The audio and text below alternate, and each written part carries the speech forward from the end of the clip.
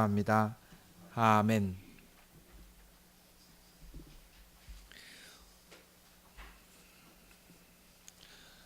오늘 말씀은 베드로를 부르는 사건입니다.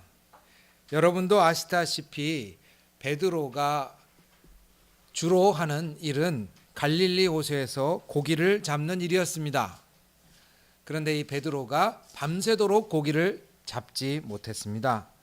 밤새도록 고기를 잡지 못한 베드로에게 예수님이 다가오셔서 깊은 데로 그물을 던지라 하셨습니다. 아이러니한 상황입니다. 왜냐하면 베드로는 갈릴리에서 잔뼈가 굵은 어부죠. 그죠? 예수님의 직업을 혹시 아십니까? 예수님 목사 아닙니다. 목수예요, 수. 예수님은 목수셨어요.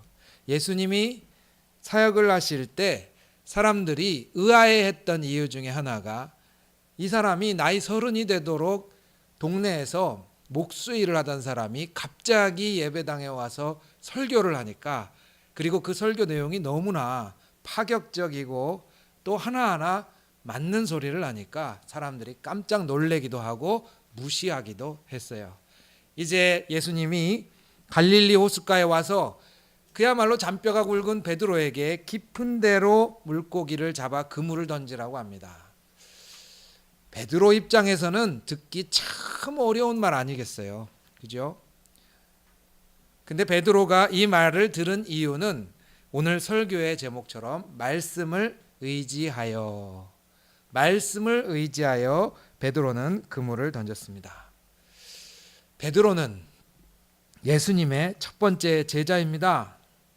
근데 여러분, 베드로의 삶을, 성경 전체에 있는 베드로의 삶을 제가 쫙 요약해서 말씀을 드리겠습니다. 베드로는 예수님의 수제자예요.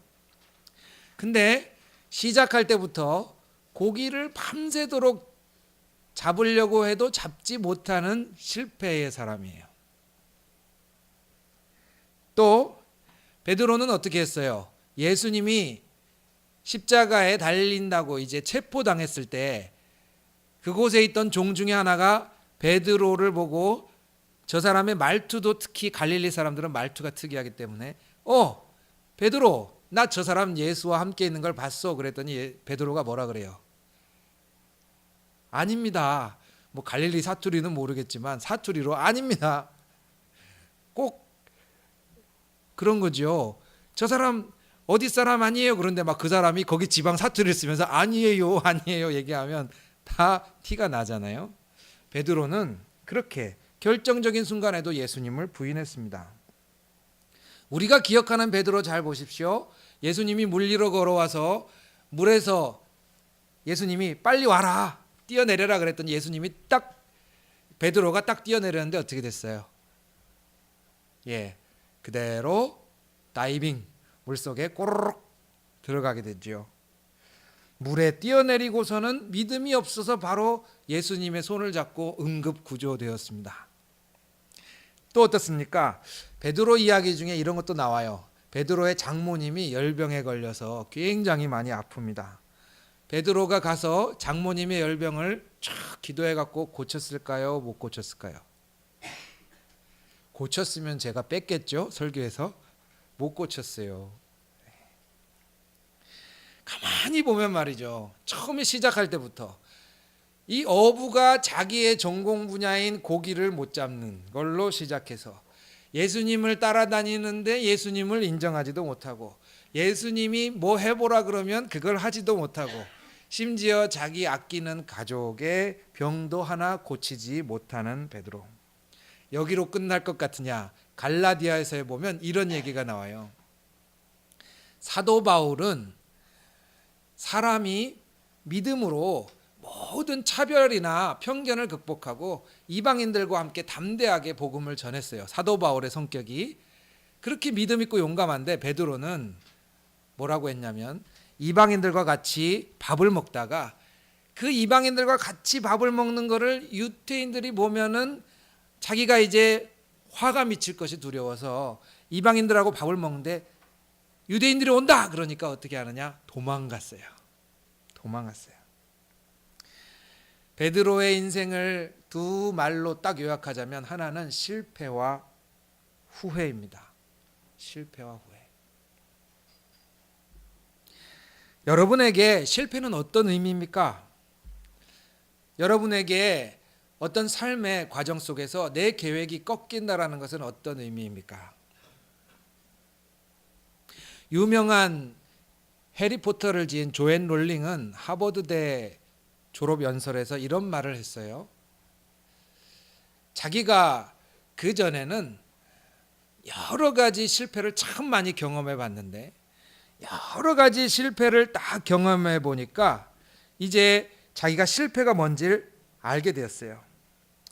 유모차를 끌고 정부에서 나오는 조금의 보조금으로 아이 셋을 키우면서 살던 이 조앤 롤링이 이 원고를 다 쓰고 나서 출판사에 갖다 줘야 되는데 뭐가 안 되냐면 우리로 말하자면 손글씨를 타자로 바꾸는 그걸 할 수가 없는 거예요. 돈이 없으니까. 그것도 쳐주려면 하다못해 우리식으로 얘기하면 복사비라도 있어야 되는데 복사비가 없어서 원고를 쳐서 할 수가 없었어요. 그 정도로 어려웠어요. 이렇게 실패를 많이 경험하고 어려움을 경험했던 이 여인이 하버드 대학교 축사에서 이렇게 얘기합니다. 실패는 나의 삶에서 불필요한 것들을 많이 제거해 준다. 나는 나한테 정말 중요한 작업을 마치는데 온 힘을 그때서야 쏟을 수 있었다. 이렇게 얘기해요. 조앤 롤링이 볼 때 삶의 실패는 자기 삶에 신경 써야 될 일이 많은데 사람을 그 거추장스러운 여러 가지 것들을 제거해 준답니다. 베드로를 한번 봅시다. 어부에게 있어서 가장 생각할 수 있는 성공은 고기 잡는 겁니다. 그렇죠? 그런데 베드로는 지금 하나님께서 어떻게 보면 맡겨주신 직업 혹은 자기가 가장 잘 아는 분야라고 하는 곳에서 실패를 경험했습니다. 중요한 것은 이 누가복음 5장의 말씀이 바로 예수님이 베드로를 제자로 부르시는 사건이라는 거예요. 예수님은 제자를 부르실 때 그 삶에 엄청난 성공을 거두게 하셔서 이 사람이 심지어 예수님의 일을 쉽게 팍팍팍팍 할 수 있는 여건을 조성해 주시고 부르시는 것이 아니라는 사실을 여러분들 꼭 주목해 보셨으면 합니다. 예수님은 우리를 부르시는데 삶의 성공 그리고 삶의 길들을 팍팍팍 열어주면서 보여주시는 것이 아니라 삶의 실패의 순간에서 예수님의 제자들을 부르셨다라는 겁니다. 베드로는 예수님을 만났습니다. 그리고 말씀을 의지하여 깊은 곳에 그물을 던졌습니다. 실제로 보면 우리 삶에 우리를 깊이 있게 하는 것, 우리의 인생을 흔들릴 정도로 깊이 있게 영향을 주는 사건들은 성공의 사건들이 아닙니다. 제가 그냥 우스갯소리로 실패가 준 선물을 하나 나눠드리겠습니다. 여러분 냉면집에서 냉면을 만들다가 망하면 뭐가 될까요? 냉면집에서 냉면을 만들었는데 그 냉면이 망했어요. 그러면 면을 그냥 버리잖아요. 잘못 만들었으니까. 그런데 1970년대에 이 냉면집에서 한 냉면집에서 냉면을 만들다가 그 냉면을 망쳤대요. 그래서 그 냉면을 얼른 뭐에다 비볐냐면 고추장에다 놓고 비볐어요. 뭐가 됐을까요? 비빔냉면은 아니고 냉면을 먹을 정도의 면이 된 게 아니라 면은 이미 실패했기 때문에 비빔냉면은 안 됐고 더 면이 딱 들러붙어 버렸어요. 고추장을 섞으면 뭐가 될까요? 예, 쫄면이 됩니다. 쫄면의 탄생은 바로 그거예요. 냉면집이 면을 뽑았는데 너무 면이 굵게 나왔어요. 너무 그 면이 나올 때 너무 굵게 나와서 어떻게 이 냉면을 할 수도 없고 비빔냉면을 만들 수도 없고 그래서 결국 거기다가 굵은 냉면에다가 고추장을 섞었더니 쫄면이 되었습니다. 하다못해 음식점의 음식 이야기만 해도 인생을 결정적으로 흔들 만한 사건들은 성공이 아니라 실패에서 옵니다.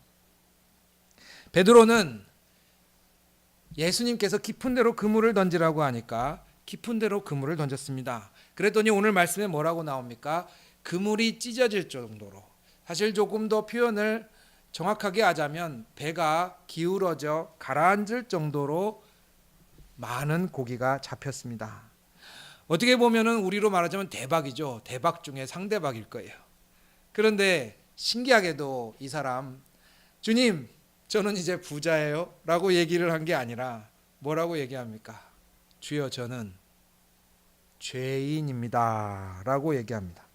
주여, 저는 죄인입니다.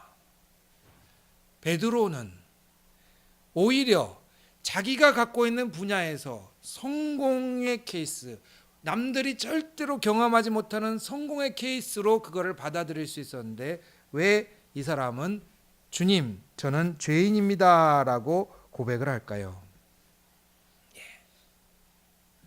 베드로는 자신의 삶 속에서 하나님을 만나고 나서, 예수님의 부르심을 듣고 나서 자기 자신이 어떤 사람인지 알게 된 겁니다. 어부가 고기를 잡는다라는 것, 그 전까지는 어부에게 있어서 유일한 목표였던 고기를 잡는 사건이 하나님 앞에 만나고 나자, 하나님을 만나고 나자 실패한 어부도 아니고 그렇다고 대박친 어부도 아니고 나는 하나님 앞에 인간 베드로로 다시 서게 되는 것입니다. 이것이 바로 베드로가 겪게 된 사건입니다. 어떤 가수가 콘서트를 할 때 보니까 그런 이야기를 하더군요. 자기가 옛날에는 유리처럼 살았대요. 유리는 돌멩이를 던지면 그 돌멩이를 튕겨내거나 아니면 그 돌멩이에 유리가 깨지거나, 자기는 삶을 그렇게 살았답니다. 사람들이 여러 가지 것들을 제시해 주면 그걸 튕겨내고 듣지 않거나 혹은 완전히 자기가 깨지거나. 그런데 이제 조금 세월이 지나고 나니까 이 가수 표현으로는 그래요. 내 나이에 니은 자가 붙고 나니까. 표현이 참 멋있어요. 내 나이에 니은 자가 붙기 시작하니까 그때부터 뭐가 달라지느냐, 누가 돌을 던져도 봉 하고 빠지고 아무 물결이 없고 점점 자기 마음이 호수처럼 돼간대요. 누가 큰 돌을 던져도 물결이 한번 퐁 하고 일어났다가 금세 아무 일도 없었던 것처럼 돼버리고. 근데 곰곰이 생각해 보면 말이죠, 하나님의 말씀은 우리한테 퐁 하고 들어와서 아무 일도 없었던 것처럼 만나질 수도 있지만 제자들은 그렇게 대하지 않았다는 거예요. 잘 보시면. 그럼 제자들은 왜 그렇게 대하지 않았을까? 많은 부분 예수님은 제자들이 이렇게 자기들의 것을 내려놓고 하나님의 말씀에 의지할 수밖에 없는 상황 속에서 부르셨다라는 사실입니다. 때로는 우리는 많은 것들을 이루기를 원합니다. 그러나 많은 것들을 이루길 원하면서 오히려 많은 것들을 놓지 못할 때가 많습니다. 이럴 때 베드로와 같은 깊은 자기 반성의 경험은 우리 삶에 예수님 앞에 거추장스러운 것들을 내려놓고 나라는 사람을 다시 보게 하고 다시 돌아보게 됩니다. 그런 사람이 할 수 있는 것이 말씀을 의지하는 것입니다. 오늘 예배를 우리가 같이 드리고 있습니다. 왜 예배를 드립니까? 저는 이렇게 생각합니다. 여기 있는 분들을 배움이 많고 자기 일을 어떻게 해야 될지 잘 아는 사람들입니다. 자기가 갖고 있는 분야에서 이미 몇 년 이상 잔뼈가 굵으신 분들도 많이 있습니다. 그러나 그 모든 것들이 나를 알려주지 않는다라는 것을 함께 공유하기 때문에 이 자리에 앉아 계신 줄 믿습니다. 베드로가 많은 고기를 잡아서 자기의 인생을 보여주겠습니까? 여러분이 사람들이 말하는 엄청난 성공을 거둬서 내 인생이 성공했다고 보여줄 수 있겠습니까? 오늘 말씀은 짧지만 너무도 극명하게 단도직입적으로 얘기합니다. 주님, 어부가 엄청난 고기를 잡아도 자기 인생에 모습 하나 돌아보지 못합니다.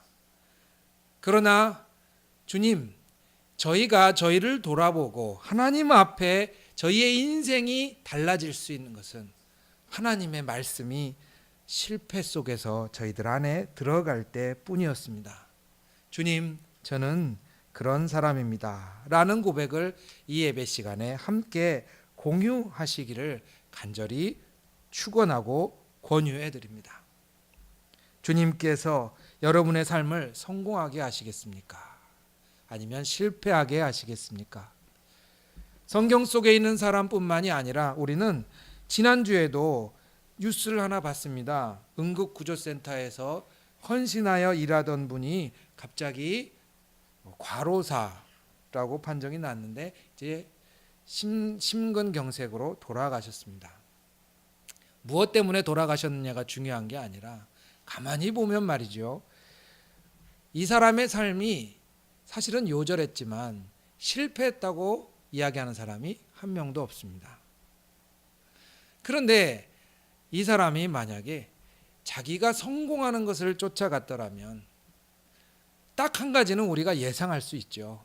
사람을 살리지는 못했을 겁니다. 오늘 예수님이 베드로를 부르시면서 뭐라고 말했어요? 사람을 낫게 하겠다라고 했어요. 그리스도인이 된다라는 게 얼마나 신나는 경험이냐면 바로 이겁니다. 그 전까지는 나는 내 인생의 실적을 갖고 나를 증명한단 말이죠. 내가 이만큼 회사를 다녔으면 이만큼의 실적이다. 내가 사업을 했으면 연 매출은 이만큼이다. 그런데 말씀드렸듯이 이 모든 게 나를 말해주지 않는다라는 사실쯤은 여러분들이 다 공유하고 동의하실 거예요. 이건 나를 말해주지 않아요. 아무리 오랜 세월이 흘러도. 또 자녀가 나를 말해줄 것 같은데 우리 많은 주부들께서는 또 자녀만이 나를 증명하거나 내 성공을 말해주는 것도 아니에요. 근데 사람을 낚는 사람이 되게 하겠다라는 건 곰곰이 보니까 내 인생에서 다른 사람을 살리는 사람이 된다라는 건 사실은 솔직히 말씀드리면 자기 자신을 아까 제가 기도했듯이 촛불처럼 녹여내는 일이에요. 이것은 거창하게 무슨 응급의료센터 우리 나라를 살립시다 저는 이렇게 크게 얘기하지 않습니다. 여러분 옆에 있는 한 사람을 살리려고 해도요, 여러분의 인생을 녹여내야 돼요. 얼마나 많이 참아야 되고 얼마나 많이 실패해야 되는지 몰라요.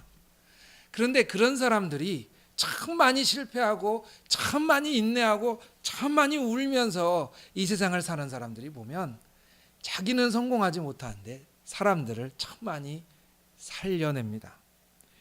최근에 제 후배가 큰 사업을 하나 벌려서 말씀에도 잠깐 인용한 적이 있는데 이 후배가 갖고 있는 비전이 뭐냐면 자기 사업에서 이제 많은 노숙인들을 자립시키기 위한 그 일들을 같이 해보려고 합니다. 원래 이 큰 사업을 하는 사람이라 그냥 돈을 줘도 되지만 그것이 아니라 같이 사업을 해보려고 많은 계획을 짜는데 한 번도 해보지 않은 일이라 말씀 속에서 이제 기도하고 준비하던 중에 경영학의 컨설턴트를 받을 수 있는 사람을 만났어요. 근데 제가 그 후배를 만나서 이 귀한 일을 하는데 왜 그 사람에게 컨설턴트를 받느냐 하고 물어보니까 재미난 대답을 하더라고요. 제가 이 선배에게 경영 컨설턴트를 받는 이유는 딱 하나입니다. 이 선배는 제가 아는 사람 중에 가장 많이 회사를 말아먹었어요. 어떻게 보면 말이죠. 가장 성공한 사람이 노하우를 줄 것 같잖아요. 가장 많이 말아먹은 사람이 결국에는 컨설턴트가 됩니다. 저는 그 후배의 말을 들으면서 한짝 막 웃었어요. 여러분들보다 한 100배 정도 크기로 엄청 웃었는데 사실 저는 사업을 모르기 때문에 그 말을 피상적으로 듣지만 들으면 들을수록 이 사람만이 줄 수 있는 게 따로 있구나라는 생각을 할 수밖에 없어요. 실패하는 사람, 사람들 앞에서 자기의 인생을 녹여내는 사람, 자기가 엎드려져 보고 눈물을 흘려본 사람, 그런 사람들이 사람의 생명을, 사람의 인생을 변화시키고 살려갑니다. 우리는 그런 사람의 이야기를 오늘 말씀에서 읽었고, 사람을 낚는 어부가 자기의 인생을 빛처럼 이 세상에 밝히는데 쓰이게 하시겠다라는 예수님의 부르심을 만났습니다. 이제 손에 있는 고기를 놓으실 차례입니다.